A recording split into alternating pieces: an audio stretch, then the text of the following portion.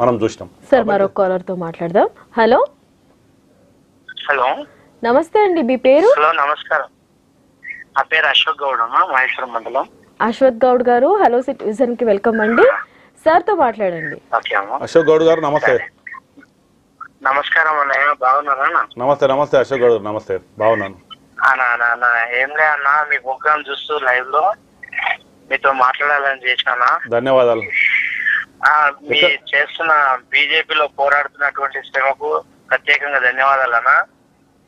ధన్యవాదాలు. చేస్తున్న రైతుల సేవలు, రైతులకు మీ మండలంలో గిట్ట మీరు ఫసల్ బీమా కింద కొన్ని కోట్ల రూపాయలు రైతులకు ఇచ్చినారు అనేది మేము విన్నామన్నా.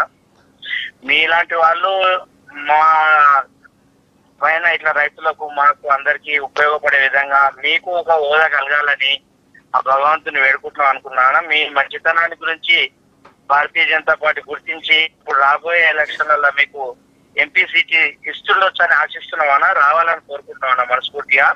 మీ పోరాటం మీ ముందు ఒక రైతుల కోసం. ధన్యవాదాలు అశోక్ గౌడ్ గారు, మీ అభిమానానికి. మీరు చెప్పినట్టు ఏదైతే పేద ప్రజల కోసం, రైతుల కోసం నిరంతరం గత ఎన్నో సంవత్సరాలుగా పనిచేస్తూ ఉన్నాం.